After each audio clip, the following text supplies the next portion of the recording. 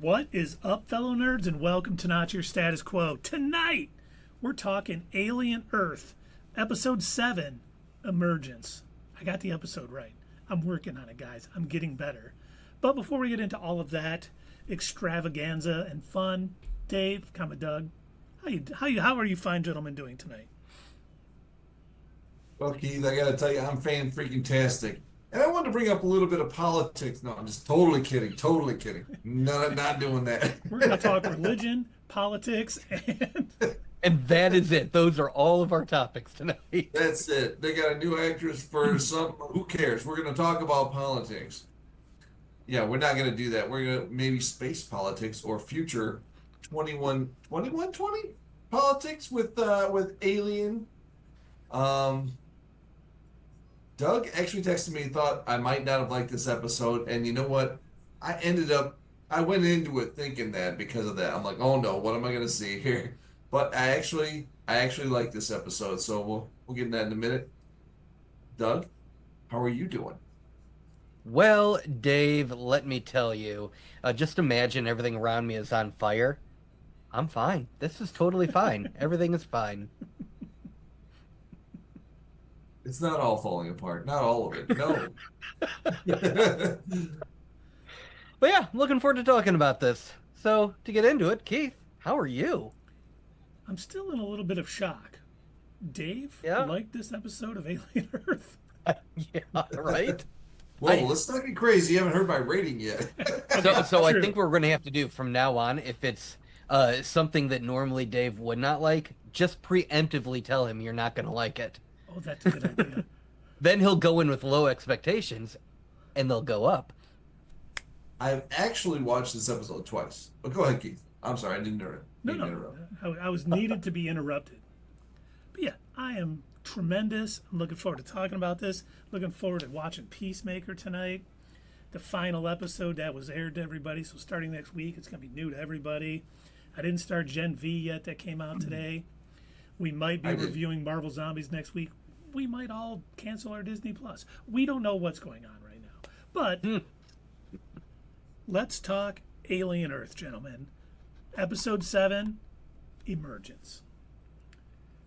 The Palentium, what do they call it? The Pentemium episode? They have a name for it. Pentultimate? Pentultimate, yes, thank you. Yeah. Which... Okay. It kind of revealed quite a few things, but it starts off with slightly hiding Arthur's body under his bed. And Shmi enters and kind of finds the body. Poorly, by the way. Yes. Like a hand is still sticking out. He's not a pro. Oh, children. And then him trying to explain it, which has been written so well. His inability under a high-pressure situation to come up with anything has been spectacular. My initial thought, I was thinking of myself as a kid. Parents tell me to clean my room.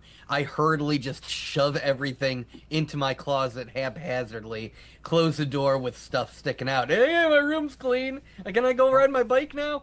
And they're looking like, really? You cleaned your room? Uh-huh, I totally did. Really? That's him hiding a body. What you got there? Nothing at all. Go away, I'm busy. Well, we're never busy. What are you talking about? Right, I love that. It was great. The kid's innocence. We're never busy. But he can finally convinces them to help kind of take the body to the beach so he can deliver the body tomorrow. And tomorrow. That's funny. The sun will come out. Oh, sorry. Tomorrow. But then Kirsch kind of re-enters the lab, starts cleaning it up, and Wendy is a bit disgusted to find out what happened to Isaac. Now with Kirsch coming out, my initial thought at this point in the episode, I'm like, I knew it. I was right. I called it. Nothing is going to change my mind. That's called foreshadowing. Did the same to me. But Wendy convinces Nibs to join her and Joe in escaping the island now that Arthur has deactivated the trackers because, once again, he still had access to everything once he was fired. And on her way out, Wendy hacks into the system and frees the Xenomorph. I was kind of blown away by that. I'm like, she knows she's killing people, right? That was cold, yeah. Up until then, she was just like, I might resist, but I'm kind of still feeling it out, you know. Nope, she's just ready to kill now. Just get me out of here. I will kill you. And it was, I think they saved some money on the CG having the Xenomorph kill all the scientists on that screen. But I was still like, oh man, those poor, they did not deserve that.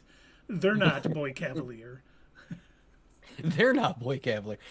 No, I think yes and no. I went back and forth on that because, as we'll talk about a little bit later on, in order to keep their job / their livelihood / not get kicked out of an entire country because a CEO owns a country, a lot of them have to do things that in our society would be frowned upon.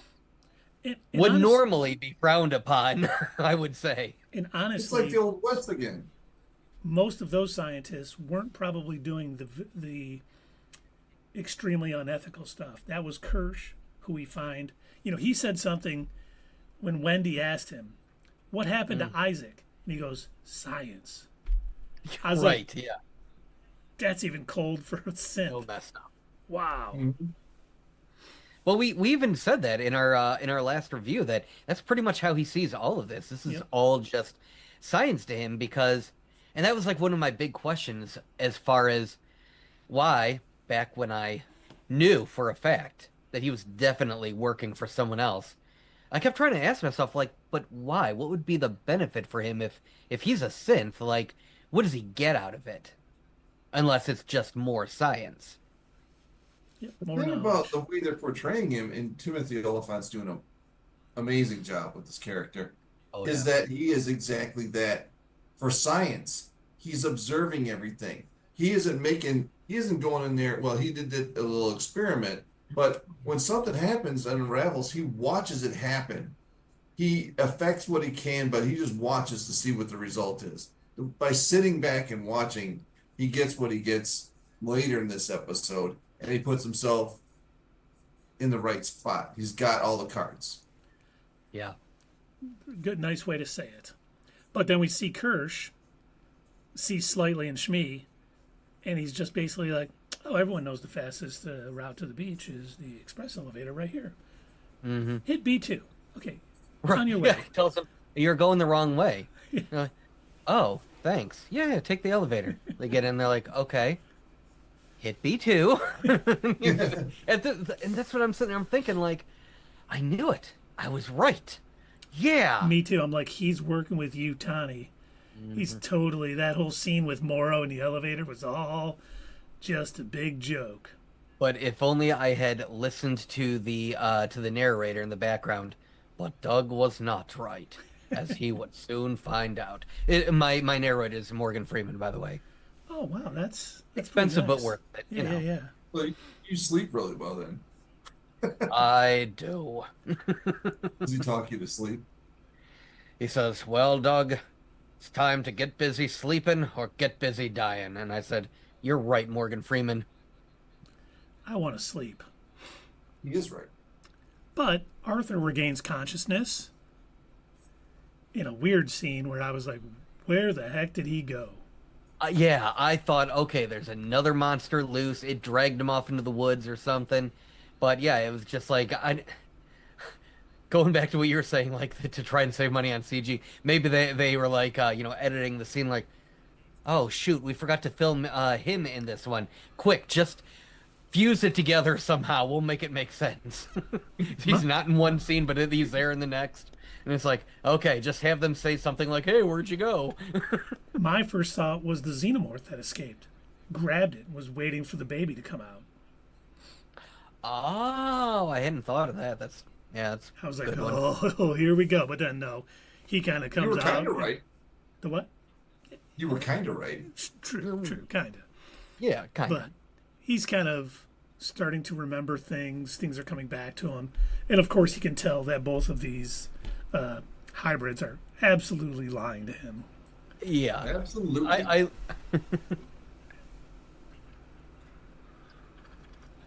and I love the way that he presents it as well. He's like, you know, kids need to learn how to lie, and right now, you two are not good at it. And he's so calm. He was the perfect scientist because he's like, let's go back, whatever it is, we can clear it up. We can figure this out. Everything's going to be okay. And they were like, okay. And they decide to go back with him until he starts convulsing and falls on the ground. And unlike what Slightly had told Shmi, he's not going to survive this incubation period. And the little xenomorph pops out and takes off into the woods. In a horrifying scene. Just these two kids are like screaming, like, "Oh my gosh, what is happening?" It's their first time seeing, an alien bursting out of some dude's chest, and so they're now covered in blood, and of course, Slightly is worried about, oh, I need to get the alien. Yeah, and no, go ahead. Lost my train of thought. Well, I've also got a question. Speaking of Arthur and Dame Sylvia now, I'm curious. Are these two just parental figures to these kids, or because I was really confused about what's her name, the one girl Curly? that she was like comforting, Curly, yes. I was confused by that when she says, calling her mother, and then she says, come here, let mom hold you or whatever. And I'm just like, is that her actual child? No, I Was don't that think her so. actual child, or was it just like a comforting thing? I think There was part of a the couple reasons things. that Boy Kavalier brought them on to run this project is they're have just parenting instincts, both Arthur and her, because you They see how clearly good did, they are because with kids. Arthur was really good at trying to, like, I thought for sure, if nothing was going to burst out of him, I thought for sure, oh yeah, he's gonna, get these kids to go back to the lab, that everything's gonna get figured out. And I'm like, wow, these two, they have such pull over these hybrids. They're able to be the common sense parent in the room, where you've got Psycho Boy Cavalier. Yeah, let's do science. They were And the last people to take them in their old form, in their dying form. That's true They were the too. last people that they knew, and they woke them into these new bodies. So yeah, I would see there'd have to be a lot of trust at that age. I don't know how old each of them. I know they're each different ages, Yeah. but I don't know I how think old. they're how anywhere old. from like 7 to 12 or something. They seem to all be within that range. And Miss Honey is out in the chat on YouTube, and she says, "Poor Shmi was devastated when Arthur perished. He'll never be the same again." I don't think Slightly Yeah. will ever be the same again either. No, He was trying to play it cool. He was seemingly holding it together better than Shmi, but they're both going to be, That's trauma. yeah, they might have their memories wiped back a few days, possibly. Well, why would that happen, Keith? What happened next? Well, they take the corpse to the beach, and a Yutani raid team is there and approaches them with moral leading, and he's not too happy that they failed to contain the creature. He's like, I brought the body, and there's a big hole in its chest. He's like, where's the creature? Like, seriously, I don't know what he expected. I don't know why he was so reliant on children to do this. Like, there was no way this was not going to fail. You know what bothered me in that scene? When they came up out of the water, took off their mask, and just threw it in the water. Like they wouldn't need it to go back. Or where where they're coming from. They just leave it sitting out there in the water and float away. That It's They're really weighted. cool, though, They stay Dave. where they're at. they do? Okay, Yeah. they're like trackers. But yeah, and I like too. They just dump the body in the water, and then take the little thing and start marching. But then it gets really interesting because we go back with Kirsch, and he's talking with Boy Cavalier and shows him what the octopus did to Toodles. Mm-hmm. And he's of course like, well, why did it help the the flies. the acid flies?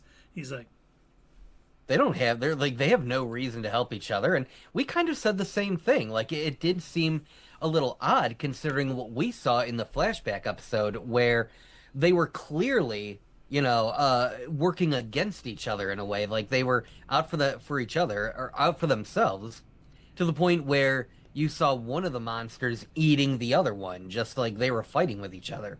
So, yeah, I did find that whole scene interesting, and I would have asked the same thing. I honestly think they did it because they're like, maybe if they escape, we can figure out a way to escape too. But Miss Honey says they might want those memories erased this time. Yes, I think both of them will gladly take a memory erasing. And she said Arthur deserved way better. He was the only one with any ethics on this entire island. And he got fired for it. Yep. So, that seems to be a thing going around, that when you have ethics, you seem to lose your job. Not that has any bearing on reality or anything. Yes, it's just on alien Earth. Right. These are space politics. Come on.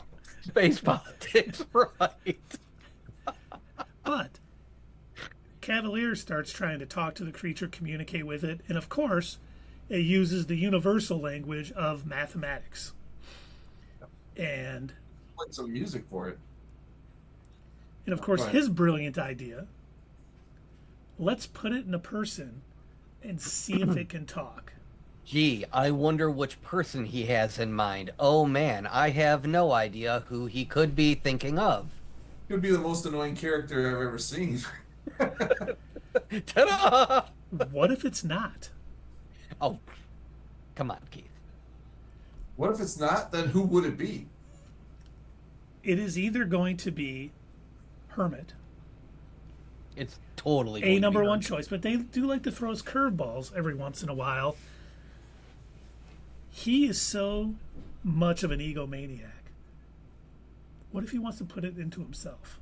Because he thinks he can bridge the communication better than someone like Hermit. Not.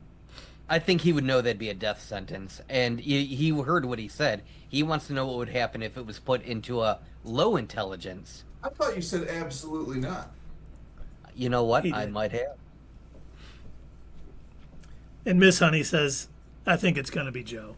It probably is. I was thinking about it late at night when I couldn't sleep that well, and I'm like, if he has a couple failed experiments, will he try to put it in himself?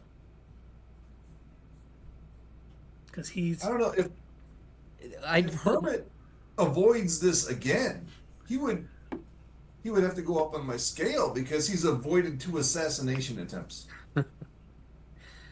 But real question though for you, Keith. Yeah. If he were to do that, if he were to just say, for the sake of science, I'm going to put it into myself, he's gone though. So I don't know what he gains from it.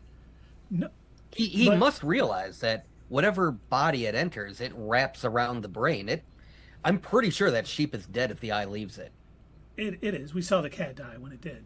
But he doesn't know that the cat died. He might think he's strong enough mentally to pair with it and not. This is just a wild thought. I'm not saying it's going to happen. I just had that crazy thought and I wanted to share it. Because what better time to share it right now? If he does do that, it would be an incredible way for him to go out of the show. We've been trying to we know that he's not going to make it. And we've been trying to figure what it is going to be that ends up taking him out. That would be one hell of a way to go. Because we don't know what's going to happen to Joe. Mother. Because we'll get to the end. We are not jumping to the end. Stop it, both of you. I know you want me to. Because I do love the interaction though with him and the sheep. I love the fact that he's able to gauge just how smart this creature is. And also, I love how snotty that sheep is. And he's like, I'm not playing your game. I answered 2 numbers for you, disdainfully, I might add. And so he's like, okay, keep going. And he just takes a dump and then just yells at him like, let me out of here. You're an evil, murderous alien, but kudos to you, because I also hate Boy Kavalier, so... He got the number right, so it was all right. Yeah. Do we know it's an evil, murderous thing? Because, I mean, it's just trying to protect itself. It was fighting the Xenomorph. That's fair. It is just surviving. And Miss Honey says, I'm hoping Boy Cavalier trusts the intelligent octopus in a person, let it out, and the and the chases and it gets him. Yeah, oh, that'd be amazing. I was in a sheep for all those weeks because you kept me caged up. You're going to pay, boy genius. Now, I wonder, would entering a human, would it grant it the ability to know the language that human spoke? I wouldn't Like, I think wonder so. if it has access to memories and stuff. That's a good question. The only thing we know is when it entered the one engineer on the ship in the flashback episode, it was just like, it could move, so it's got to bring something in from the host. But whether that is the ability to communicate in a language, I don't know. That seems pretty high level. We don't know what world it comes from. We don't even know if it's from the same planet as the Xenomorphs. It could be, because all we do know is that they were stopping from planet to planet to pick up specimens. Yep. So we don't know what planet it's from, and we don't know what they normally live in. For all we know, there's some sort of primate creature on the planet that they're from that they're used to climbing in. Because we did notice when it climbed into the sheep, its first instinct was to try and stand on its hind legs. Yeah, I didn't know if that was because it saw the humans doing that around it, or if you're right, whatever it would get inside on its native planet was bipedal. Yeah. And that's the thing about the Alien series. They never mention what planet, they never mention where the Xenomorphs came from. So we don't know where any of these other and I'm not mad at them for that. from either. I'm not too bothered by it. Like I'll never say no to more lore. I do love my lore, but at the same time, it also allows us to imagine like all of this, to theorize even more. So I don't hate that we don't know. Yeah, because it probably would have just been around a table again on the ship. So we caught these animals on different planets. The first one was at Flirty Flird. It's like, oh, okay, and some Rick and Morty nonsense. I'm sorry. Do you have dementia? What did you just call that planet? Then Semulon 7. Right. Miss Honey makes a good point. We now know it understands English, right? It understood all of Boy's commands and then got pissy with him, LOL. It did understand enough, yeah. Yeah, so it did clearly understand. Once Also, the other thing, speaking of understanding English, it understood our numerical system. Yep. Like, it's one thing for it to know numbers, but not everyone draws numbers the same way. So for it to know that, that symbol is a 3, a point, and a 1-4, okay, maybe it is picking up stuff then. It must be. It's probably a lot smarter than any of us. And sorry, I didn't mean to interrupt you, Dave. What were you saying? I don't know. Oh, I'm sorry. I'm bad. Now on the outskirts of the island, Wendy, Joe, and Nibs are held at gunpoint by Yutani forces. Sensing the Xenomorph nearby, Wendy does her little predator call. And it just comes and destroys them. And she this time, I was kind of like, I thought she would just call it and have it kill it, honestly, after this happened. Because she let it out and kill the scientist without a second thought. But she was like, you guys need to leave now. Last chance. And then she called it. And I was like, wow, she gave these guys more of an opportunity than the science. The scientists weren't holding her, at gunpoint. I was kind of like, okay, is she kind of struggling with the killing? But I don't think she is. I think she did it more for Joe, maybe. Probably. But then it comes up to her and it looked injured. And it looked like it was figuring out whether it should hurt them too. Yeah, that's true. And then she kind of calmed it down. So a lot of people saying it's like, oh, she's the Xenomorph queen and she's controlling. I don't think it is. I think they're kind of working together but only because it benefits them both right now. I don't think the Xenomorph would hesitate to take her out if it benefited it. That's another thing that I don't know that actually you guys might know. Because again, I'm not super well versed in all of the different, alien movies and all of their canon lore and plot and everything. So I don't know if the Xenomorphs actually have any sort of, I don't want to like a tribal system. Like I don't know if they look up to any sort of like leadership and if they commune with each other, if they hang out with each other, or if they're more independent creatures. Like I don't know what, about them. I don't know that fact about them. So yeah, it could very well be just working with her, but also if it's more of an independent creature, it could also be thinking, how am I going to overthrow her and eat her friends? See, they've always been portrayed like since Alien 2, aliens, as they're always living in that hive. Wherever they go, there are always tons of them in the hive together. Oh, They don't okay. seem to be lone creatures. But I see with this one, Mm-hmm.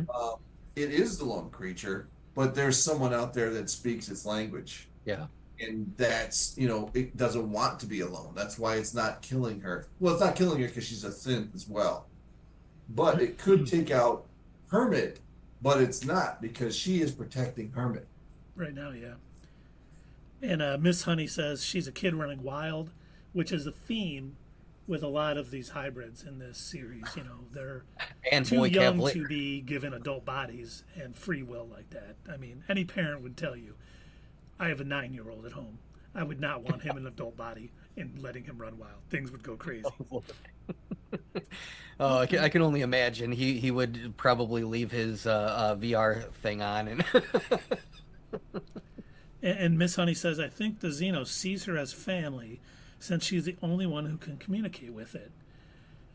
Now, see, I kind of thought that too. It's like, it kind of not sure what she is, but it talks. And so it's like, it's not submissive to her in any way, but it's working with her right now because it benefits him. And I wonder if we see it ever connect with the new Xenomorph that was born on the island in some way. Like if it'll have like a maternal instinct towards it.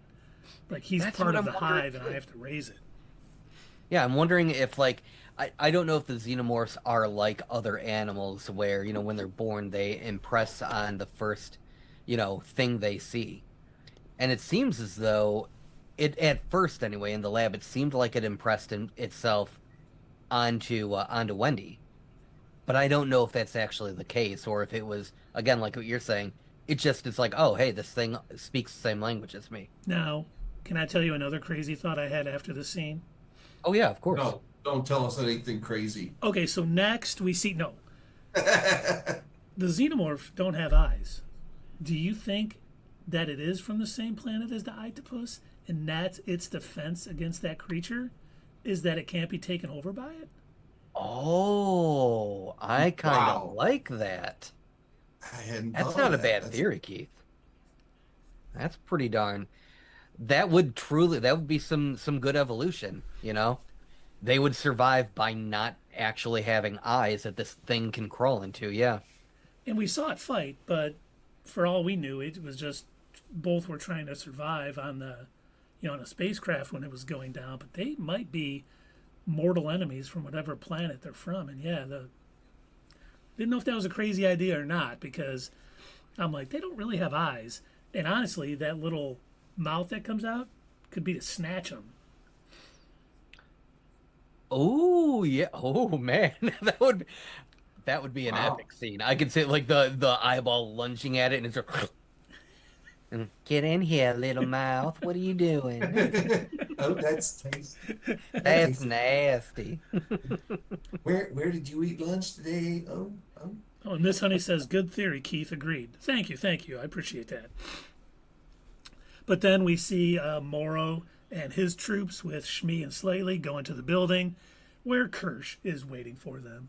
Knowing how this was all going to play out, he had captured the baby Xenomorph, and he basically puts Morrow in custody. Slately and Shmi are Come on, Grounded. Yeah, grounded. Grounded. But once again, I don't think Kirsch is like, yeah, give them more free will. Let's see what they do. I'm going to study them some more, and I'm not going to tell anybody else. Oh yeah, because he knew that, what all was happening going back when they were coming back from the arbitration with Yutani. So he knew all this was happening, and he even lied to Boy Genius about it. Hey, what's going on? Nothing. Nothing interesting He's just yet. a scientist. He's observing. That's what scientists Just do. science. Yeah. So yeah, I think you're right. I bet you any money that he's just going to continue to let them do their own thing. Maybe he'll start working on, getting one of the other kids to be his lab rat, since his other one is a little melted. Yeah, maybe Curly will volunteer. She seems to like to, to appease people. Mm-hmm. But then we get Wendy, Joe, and Nibs reach the boat where they're intercepted by more of Neverland's forces. And of course, and I liked it too because I was like, they knew what Joe was talking about. Mm-hmm. They shared the information. They were waiting for it. They were, waiting a thing. And they basically grabbed Nibs's, who was that? Mr. Oh, darn it. Is it Mr. Strawberry? Yeah. Strawberry something. Throws in Her the little, thing. her little Chicken. puppet. Oh, her little. Yeah. Yeah. Okay. Yeah. And man, she just grabs. Once again, not knowing her own strength, being a kid, just lashing out in anger, and just tears up that soldier. Probably about to do it to a few more when Joe kind of hits her with the electricity to kind of put her out. And Well, those were Joe's friends. He, as much as he wants to escape with his sister, he also doesn't want to have that on his conscience, because I don't think he would be able to, even if they did manage to get away from the island and they were able to live free, I don't think he'd be able to live with himself knowing that he just stood by and allowed his friends to get killed. Agreed. And now Wendy definitely feels a little bit betrayed by him because Well, she doesn't understand what Exactly. he was doing. she doesn't know that he used to work with them outside of here. She doesn't understand it fully, and she sees Nibs as someone who needed his protection. And he did the exact opposite of what she thought he should do. And that's not going to sit well, which Were they inferring that Nibs died? I don't know. Did she, completely know. stop moving after that rattle? It sounded almost like her. I know they don't have hearts, but it almost sounded like her heart was stopping.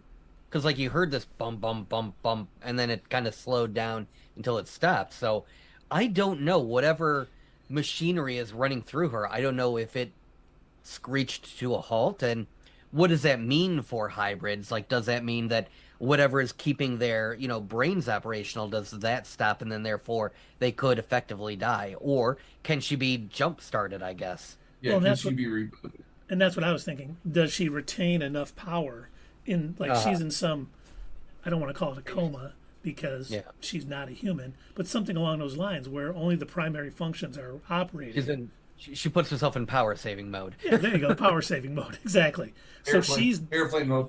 not Yeah, necessarily dead or destroyed, but we don't know for sure. She could be. But I'm leaning towards not, and I think they may bring her back, and she's just going to get, like, they're going to keep trying to erase memories and do stuff, and it's going to have a very negative psychological effect on Nibs, because we've already seen she's probably not as strong-minded as Wendy and Curly and stuff. She's having almost, I don't know if you'd call it a psychotic break, but she's having issues. That's pretty close. Yeah. And And when they we don't do know. bring her back, I guarantee she's going to be pissed at Wendy. Probably, yeah, because that's her brother who did it. It's like, you told me to go with you. I wasn't going to. You convinced me, and this is what happened. And what we only got one more episode of this, right? Yes, episode 8 is the season 1 finale. And I Miss wonder Honey what- says Wendy sees the kids as her siblings. Nibs isn't dead, just zapped. I kind of thought so too. Just, I mean, these things are, $5 billion machines. They should probably be able to handle a little electrical zapping. But it just shut her down for a minute. Maybe she is rebooting. She's going to wake up even angrier. But then, yeah, we see Wendy kind of scolding Joe, and the Xenomorph is just kind of off in the woods, just kind of watching. Like, almost like, should I help, or should I let them all fight it out and I'll take care of the scraps? I don't know. Well, she really needs to get away. She will. I mean, she's got a Xenomorph, and you can't kill it. Or they're having a lot of trouble doing so. Well, yeah. And Boy Kavalier doesn't want to kill it because he wants to continue studying it. And yeah, they don't have any nets. That team that to hang on. Morty's getting the net. I don't know if you guys remember that. Oh, and that was the thing. I had a note. Eloise from the Alien comics. She was part Xenomorph, and she led her own group. Oh, really? Now I don't know if that's canon or not, but Yeah, it's hard to say. it definitely seems like if there's a strong enough alpha, they'll follow it. If the comics are to be believed, I think right now we see a fragile alliance between it and Wendy. Like, it's not submissive to her, but willing to help her and maybe expects help in return. Side note, I would just like to say, all three of us worked in software at one point or another, and I think we can all agree that the term alpha needs to be changed, because that's what you don't want. The alpha release is that's pretty bare bones. It's probably still full of bugs. So I don't think alpha should be considered top of the line. I think we need to come up with something different. I'm the production. Beta. There you go. Yeah. No, beta is still a Production pre-release. release. That's big in the show. Completed demo. No.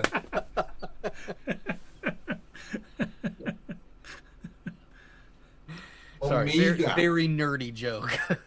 Omega. Omega is the top level. There you go. Omega. Oh, and the one thing we didn't talk about too is the graveyard scene. Oh, where they found their own graves. Oh yeah, I forgot about that. Real quick, Miss Honey asked another question. Oh, let's see. Is season 2 confirmed? Not yet.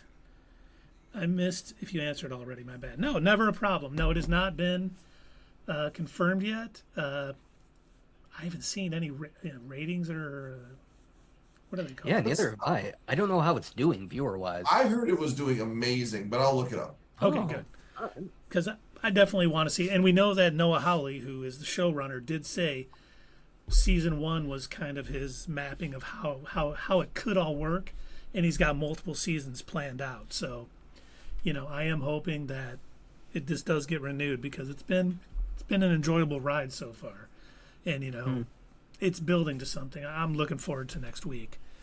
But yeah, the graveyard scene when Nibs was kind of, once again, she's definitely the most fragile mentally, I think, of all of the kids. Shmi is the most childlike, but she is the most borderline. And when she kind of saw it, she's like, that was my name before. And Wendy was kind of like, we're still the same people, or I can't remember exactly what she said, but just basically saying, hey, don't focus on that. But I think that was a traumatic experience for Nibs. Variety says it's got 9.2 million views in 6 days. All right, that sounds pretty good. So I think we'll be Safe to say.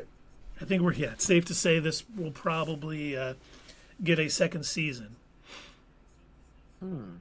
With all the setting up it's doing, it'd be terrible if we didn't get to see some of this stuff play out. It would be terrible. It wouldn't be surprising, though. Because I was just thinking about how many good shows over the years had cliffhanger endings after their season 1 and never got renewed. One of my favorite shows, I don't know if you guys remember it was called Journeyman. It was sort of like an updated version of, I'd say the closest thing to it would be like Quantum Leap. Okay. Excellent show. Only got one season. Never got renewed. And it had a Greatest American cliffhanger Hero. ending of season 1. Oh yeah, yeah. It was he because he kept going back in time and making changes to stuff. It got to the point where he made it so his son was never born, Oh, wow. and that's how it ended. And so there he was like now contemplating, do I need to go back in time to fix all of this to make it so my son is born again, or how do I do that? And it never got renewed. And I'm like, you son of a bitch. Was it the band journey? Someday love will find you. And then they start all disappearing. Well, I got to bring them all back.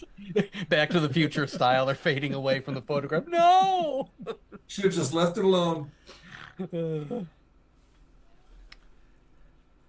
I thought I had one more thing. Oh, and did you guys see what the finale is called? No. What? The Real Monsters. Well, that could apply to a lot of folks. Could that be the corporate overlords? That's Could what be. I'm thinking. Yeah. Oh, the other thing. I almost forgot about this. Okay. Wendy kind of takes, I don't want to say control, but she kind of has, she's almost a lead. We'll say she takes a leadership role among the Xenomorphs. Mm-hmm. If Joe gets infected by the octopus, will he join them or be against them? I don't know if it would be. I don't know that it would necessarily join them, but I don't think it would be against. I think it would look at each opportunity as, how am I going to benefit myself? You know, if he thinks to himself, am I better off staying on Earth? And like I can maybe work with Boy Kavalier, or is it going to be thinking, how do I escape, get a ship off this planet? And that's what I'm thinking. It may think, you know what, that hybrid girl and the Xenomorph are my best chances at escaping and doing what I really want to do. I will use them, but it may not necessarily, you know, like enemy of my enemy is my friend kind of deal. Maybe. Yeah, that's where it's at, those two. Because with this other guy, Kid Charlemagne, I'm locked in a box all day. Charlemagne. Yeah, he's locked in a box. That's all he's gonna do. He's just gonna experiment with him. He doesn't want that. If he gets out, he's gonna work with whoever it takes to get him out of there. Yep. And will And I'm giving Kirsch him betray gender Prodigy? Will Kirsch betray Prodigy to work with them to help him escape? Because getting them out in the wild might be what he wants to understand better about him. Seeing them in a cage all day, not as much information. Seeing how they behave in the wild might be more to his liking. So he may even turn on Prodigy. Yeah, I don't think he'll actively do anything. He would just do like he's always Stand done. by and watch. Yeah. Yeah, like he did with the Slightly. Yeah. They needed a slight push to go down that elevator. That's all he did. Everything else was just observation. I could see him standing there in the lab and watching as Boy Kavalier is being like pinned down by the now humanoid eyeball monster, ready to be like, you know, taken over by it. Kirsch, help me. Kirsch, come on. No, I don't think I will. I want to see where this goes. Yes, that's exactly what Kirsch would do. Mm-hmm. I want to see how much it retains of your genius when it takes you Right. over. Will it be even smarter now? Will it wear shoes? It takes him over. Is it gonna look down like, what the hell is wrong with this guy? Is there a foot bath so around nasty. here? This is disgusting. God, where does he keep his socks? What's wrong with this guy? This guy's a Oh my hipster gosh. douche. Miss Honey says, I call him Timu Charlemagne. Chalamet, like Tim Chalamet. Oh God. He is That's like good. a Timu Chalamet. Yeah. That's hilarious. That's awesome. Well, I think that's all we got for tonight's episode. You guys have any theories, thoughts? What's next? Coming in the finale? No, I think we've pretty much, well, at least for me, I've already discussed all of my my theories and what's next to Cole's. Yeah, who's a what did you say? He threw me. I didn't know it.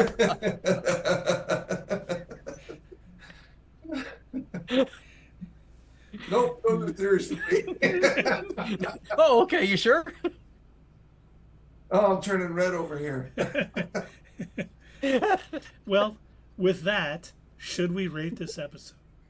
Sure. Yes, I started to follow tradition. Um, I Doug said, in his text to me, that there were a lot of bad Dave, decisions made. that was a Slack message. Actually, Sorry, Oh, to the whole group. oh, him actually knew. So the whole group got to read it. Sorry to leave you out of that, you're Keith. trying to leave me out of it. Oh. And it was just, I went into it thinking, okay, what bad decisions are they going to make? They did make them, but to me, they didn't stand out as much as they did in that previous episode. It just seemed irrational in the previous episode. This was more like reactionary. So I liked it. I liked how it moved, um, towards our ultimate goal here. I don't know what the cliffhanger is going to be at the end of the season. I couldn't distinguish. They got so many different storylines going. I think uh, Timothy Oliphant is acting his ass off. I think he's doing such a great job. Along with, I think Morrow's doing a great job as well. Um, there was one more thing I had to say. Can't remember it. But when I look back and I didn't have any phone moments, I thought that the episode went by really quick. Oh, and I still can't stand Hermit. I hope they do something with that guy. If he's the one with the eye, okay, I can accept that. It will change his character. I might enjoy it. But I think he's just been, I don't know, up until he shot Nibs at the end there. I thought his part was just so uninteresting and kind of boring. But when they shot her, and then he moved in kind of slow motion as to like, why did you do that? And he just kind of went like, I was like, all right, something. He finally did something noteworthy. I still don't like it, but he did it. They gave him like the most milquetoast boring background. Like, oh, he's a medic in a corporate army. Like the only thing that would make it worse is if they're like, he's a water tank specialist. He fills the water tank and For the be like, military. yeah, that tracks. That is a Yeah. real job, by the way, in the Marines. Oh my God. And that was his specialty. That's what he did. Yeah, yeah. And He's not a Marine. I've not seen him eat one crayon. He's doing it off screen. Okay, Can't yeah, that makes stand sense. So with that, it was better than I expected, but it still wasn't great. I'm going to give it a 6.5. All right. Yeah, Run. I dug this episode. I thought it was good. I mean, everything's kind of flowing into one place. The writing for the most part, outside of some odd choices that we kind of talked about last week, like Arthur still having access to all the systems after he's fired. They took some steps last week that they needed to push the story forward. That didn't make much sense. A lot less of that this episode. And it really flowed well, and we're getting these multiple storylines, and they all seem to be coming together into one swoop, which is always excellent. And the acting, everybody, Timothy Oliphant stands out. The guy playing Morrow stands out. All the like Slightly and Shmi being able to play like kids like that, just so well done. And as much as I hate Boy Kavalier, the guy playing him does a good job of just playing the most slimy, sort of unethical genius, whatever. And I'm really enjoying it. It's fun to watch. Like what Dave said, I think this episode was like 40 minutes. And when it ended, I was kind of like, really? That's it? I couldn't believe it was over. It really did fly by. No phone moments for me. I still think the best episode was 5 in space. No one, the flashback episode, and we found out everything that happened on, the ship. But this was pretty good. I'm going to give it a 7.1. like Dave said, it's not great, but it is good. And I think it could be great, given a little more, and I hope we see that in the last episode and then future seasons. But man, I'm digging the show. Yeah, I definitely agree with you too. Now, when it first started off, my reason for, telling Dave, I don't think you're going to like it, I thought it was going to be a lot more of the same, where you have them making dumb decisions, and I thought it was going to be more of that, and I was just like, gonna like this. It's like, when it started off, banging on the door. What are you doing? Nothing. Go away. And and then poorly hiding the body. And then the other thing that like jumped out at me was they ended up, I guess, fixing it off screen. They never explicitly said, but when they realized, when Boy Kavalier said, where are they? And Kirsch says, oh, it appears somebody turned off the trackers. And I'm like, then turn them back on. Which I think they must have, and that's how Joe's friends, knew where he was going and where to meet him at. I'm assuming that must have been what they did, but again, I wasn't entirely clear. Like it seemed like it was leading up to, oh, they're doing more dumb stuff. But yeah, it definitely was not as bad in this episode as it was in the previous one. I liked parts of this episode, not the whole thing. There was a couple of moments where I was just like, okay, I didn't have any phone moments. I was not picking up my phone. I was still engaged with it, but to me, it did move along a little bit slower than I would have liked. But what I really did like, as much as I do not like Boy Kavalier, I really did like his interaction with the sheep. I thought that was, I'm like, yeah, that is absolutely how I, see this playing out. Of course, he's more interested. I'm on a roll tonight, aren't I? Yeah. But yeah, he's clearly more interested in the science of it all, and damned, anybody who gets affected, he's willing to kill people. But like the icing on the cake was when he looks at his servant. I don't even know if that guy is synth too, or what is he? They haven't said, but he really, how cold and calculating he was Yeah, all the time. when he was like, he's like, like, we need to figure out, a good group of people that we can put this eyeball creature in, and then he's like, I'll make a list, sir. And I was just like, yeah, they're probably all like this, because they literally have a man-child as their boss / king. Again, the politics of this universe are baffling. The fact that literal CEOs, like trillionaires, are ruling in it. Oh wait, no, I guess that isn't so weird. and every alien movie has a surprise synth in it. Yeah, that's true. We've been saying that. So yeah, this guy could very well be one. But overall, I liked pretty much everything in this. I'd say the kid actors really, kid actors, the adults portraying kids did an especially good job. I mean, they have been knocking it out of the park every one of these episodes. But like when what's her name, Curly, curls up, in almost a fetal position because she needs a bit of motherly care. She needs a parental care, someone to, tell her it's all going to be all right, because she's like obviously upset. Hey, a bunch of my friends are just taken off. They're gonna leave me. I don't know what's going on. I'm afraid of this change. And then probably my favorite part was on the beach.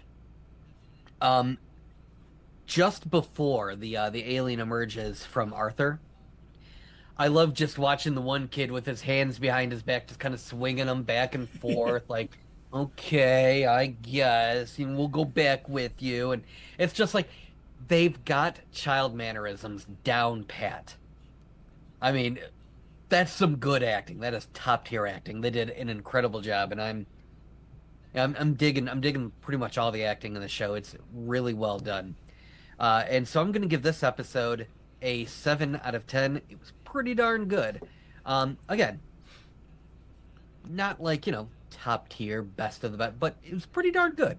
Kept me invested. And now I am very curious. It has me so invested that I need to know what's going to happen next. I need to know how this is going to wrap up. And Miss Honey says, I adore the show, and it's been great so far to me. I give it an 8.5, just in hopes that the final kicks ass. Agreed. And now she wrote this earlier, and I didn't read it yet, but I think this is really interesting. I think Joe realized Marcy's dead after seeing her grave and her behavior this episode. He sees her differently now and chooses a side, not hers. Oh, I didn't even think of that. That's So good. seeing that grave may have finally severed any remaining ties that he had with this person that he considered his sister. Yeah. And knowing she released it and it killed all those scientists. I mean, he Yeah. figured that out later and was like, wait, you released it? I think you're right. I think he may not see her as Marcy anymore. She's Wendy. Yeah. But the guy's acting is so good that you couldn't even detect that. Sure, Dave. You know You know what? I do kind of want to go back and watch it. I'd be curious to know if he, at that point, if he stops calling her Marcy. Oh, that'd be a good thing to check, yeah. Mm-hmm. Because Yeah, if he he does called her now, Mars instead, and that changed everything. well, if he does just start referring to her as Wendy, that would definitely be, Oh yeah, yeah. Liz Honey would definitely be correct. Then that's, for sure. He now realizes this isn't my sister. This is some robot with her memories. All right. And then he's going to Anyone look else? at Boyd Kavalier and be like, I helped catch those clankers for you. If anyone else out of the chat wants to give us their review, please let us know. Obviously, on the scale 1 to 10, the Doug scale, with 5 being average, we would love to hear from you. But we got some news and notes to go over. Are you gentlemen ready? Well, that Yes. depends. What is the news about? Well, the first bit of news: Avengers Doomsday will Yep. reportedly. Okay, I do not care then. Yes, you do. Admit it. I'm sorry.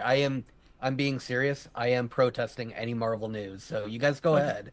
But I will not be taking part in this. Avengers Doomsday will reportedly wrap filming this week. I don't know what that means. We probably will not get a trailer anytime soon, but I thought it was interesting that it's already done wrap filming. Obviously, they may bring people back for reshoots at some point, but according to Daniel RPK, they're done. Well, I guess that means that they had a full script. It definitely sounds like they had a full script, and the rumors of it not being completed were not true. And now, the other bit, the last bit without Doug, who we are in solidarity with his protest against ABC and Disney for how they handled the Jimmy Kimmel situation, Kimmel. which we'll talk about maybe at the end here. But Daredevil Born Again is officially renewed for season 3, and filming begins 2026. So it sounds like Daredevil Born Again may be that MCU show that we get a season every year, which would be fantastic. That would be great, and it would be great if it stayed at the high quality that it is. Sometimes as show goes on, they can't all be awesome seasons like Smallville. They can't hit them all out of the park every time, like Smallville. But Daredevil, when it was on Netflix, 2 out of 3 amazing seasons, and the second season wasn't horrible. It just wasn't at the high quality as the first and third. Yeah, second season was good. Seasons 1 and 3 were phenomenal. Yeah, and then we got Born Again here, which was amazing. So stick with it, baby. Yeah, let's hope. Let's hope.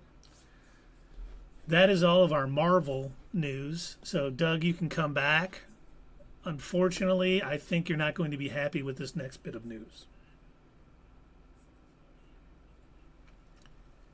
Sophia Giante will not return in the Batman Part 2. Oh yeah, Really? I saw that. Yeah, Says Kristen's not in this one, but that's because we were so deep into the script by the time the Penguin came out. I think she's incredible. Oh, so they had been working on the script for the Batman Part 2 before they created the Penguin series?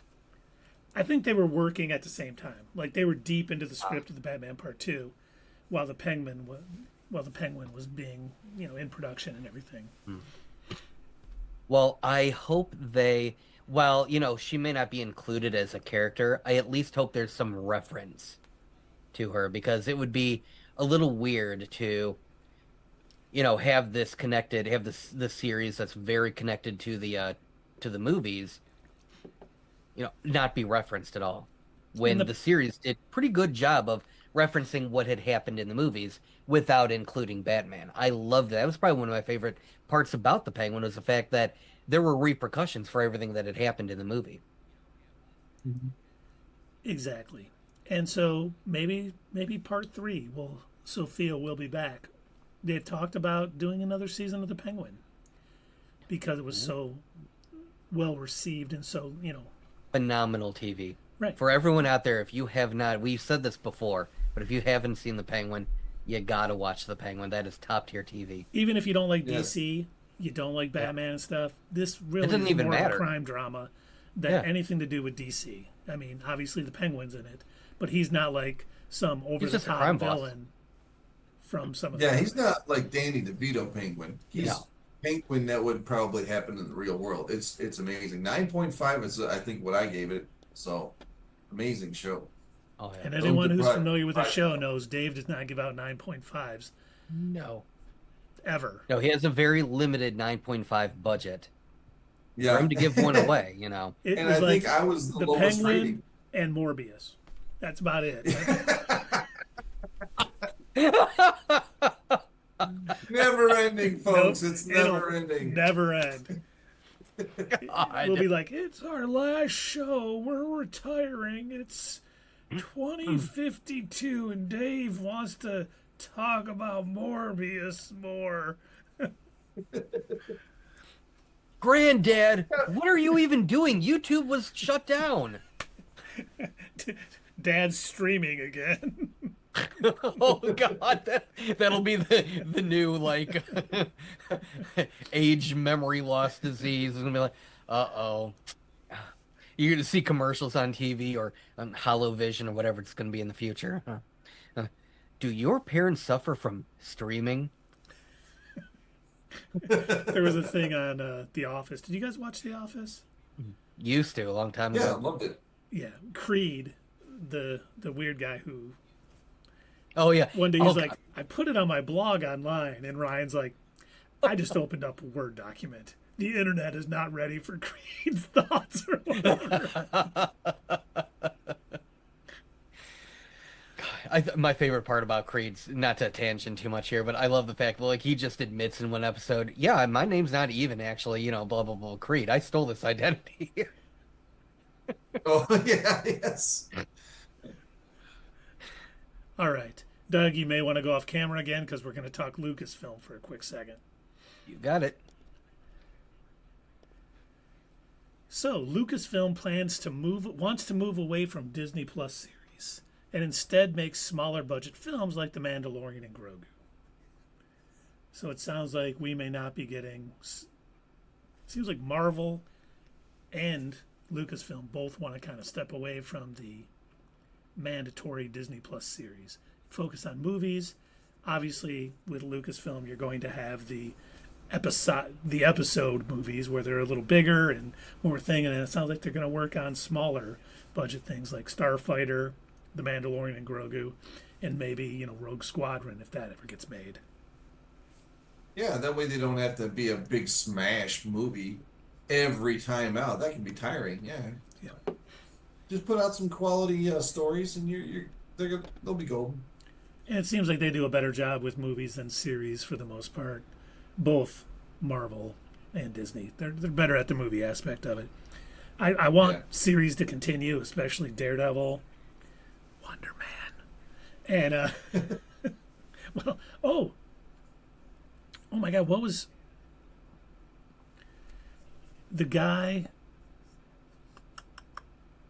Oh yeah, okay. Now let's go back to Marvel for a minute.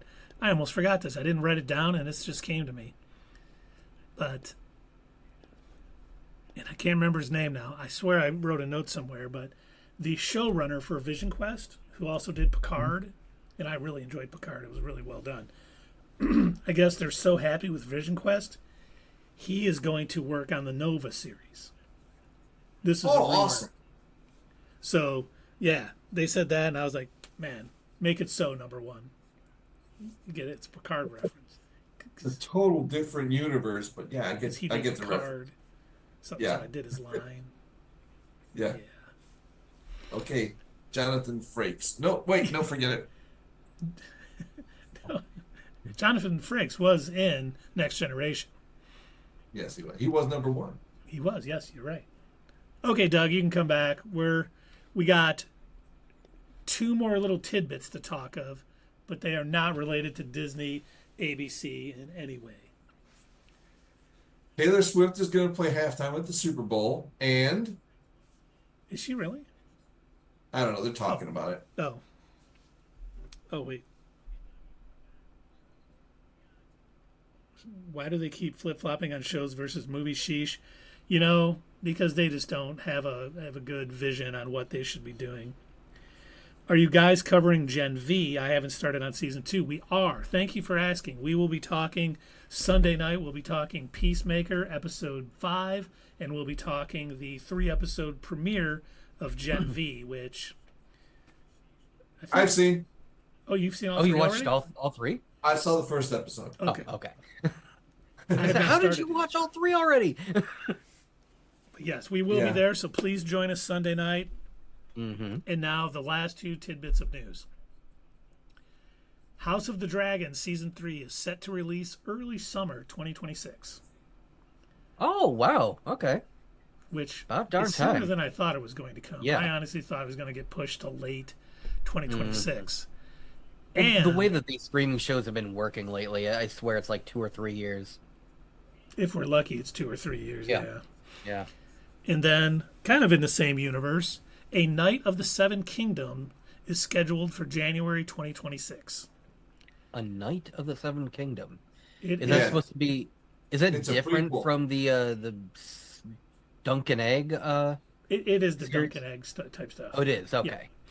I wasn't sure if they had just given it a different name or what. They did. Because I think one of the collection of short stories was called A Knight of the Seven Kingdoms. So much like calling the series Game of Thrones, which was only the first book's title, I think they just kind of went with that to... Okay. Oh, nice. And Miss Honey says, yes, I love House of the Dragon. Yes, it has been phenomenal. And with the way they ended Season 2, cannot wait for Season 3 to start because it's probably going to be a bit crazy to start Season 3, to say the least. And I can't wait for it. I am glad that I eventually did get to watching it. That's Keith. You have him to thank for that. I did not want anything to do with it after the last season of Game of Thrones. I was like, nope, it's gonna be dumb. That was because that was a terrible ending to that series. But when I actually sat down to watch House of the Dragon, I'm like, oh, so this is good TV because it's really good. It turns out if you have people that can kind of work outside of the restraints of a box, unlike oh my gosh, I can't even think of their names now, but they were so restricted to like what was in the books that once they didn't have the books anymore, I don't think they knew what to do. Yeah, without everything given to them by George R. R. Martin and just an outline, they let it, they flubbed it bad, yeah. Well, that's So, it, no, people. I've been loving House of the Dragon. I'm looking forward to what did you say Duncan Egg is called now? A Knight of the Seven Kingdoms. A Knight of the Seven Kingdoms. Nice. I'm looking forward to that too. I'm hoping it's going to be equally as engaging. And you can't go wrong watching Hot D, right? That's right. We say that all the time. Oh, and Miss Honey says, we were shortchanged on this last season, so they better blow our minds with this. Yeah, last season was a lot of building up to stuff that we never got to enjoy. So yes, they owe us with season 3 with some craziness for sure. Thanks, guys. You rock. You rock. You also, rock. Miss Honey, thank you for joining us. And we will be talking Gen V on Sunday. And now we're probably going to get ready to raid somebody on Twitch. But Ms. Honey, if you want to discuss any of this stuff even more, look for us on social media. I don't know if you're on Facebook or Instagram or anything like that, but you can find Not Your Status Quo on pretty much everywhere. We're on Facebook, we're on Twitter/X, we're on Instagram, Threads, Blue Sky, we're on it all. So definitely look us up, and you can, get into those comments. Let's see. Now, Keith, you said that we should find somebody to raid? Yeah. Tiny Valker's on. Okay. I see that. Oh, yeah, Sarah playing Hollow Jane is Knight. on. I just like raiding her because she's what is going on? Oh, I know. It was like 3 times in a row. She was like, "What is this raid thing?" Ooh, but Tiny Valker's playing Hollow Knight Silk Song. I think we should Ooh, definitely raid. I think we There it should. is. There it is. Now, for all of you fine and wonderful people out there wondering, hey, what is a raid? What are they, what are they getting ready to do? Well, that is something that you can do on Twitch. It allows us to take everybody that is watching our channel, and rather than closing your window and being done for the day, instead you can go and watch somebody else. Usually it's a friend of the channel, somebody that we recommend, and in this case it's going to be Tiny Valker. Friend of the channel, love going to check out. She's actually playing Hollow Knight Silk Song, so great and fun game. Unfortunately, YouTube does not quite have something like that. So, if you're watching us out there on YouTube, what you can do is make sure that you like the video, make sure you subscribe if you haven't already, share it with all your friends, and of course, super important, get down in those comments. We want you to comment down below. And of course, we'll see you next time right here on Not Your Status Quo. Hey fellow nerds, I hope you enjoyed this video, and if you want to see more of this stuff, make sure that you check out our Twitch stream. We try to do these live Sunday or Monday nights, 8 p.m. Eastern Time. Keep an eye on our social media to find out when you can join in live and chat with us during these live streams. Also, as usual, don't forget to check out our other social media. Add us at Twitter, comment down below, and we'll see you next time right here on Not Your Status Quo.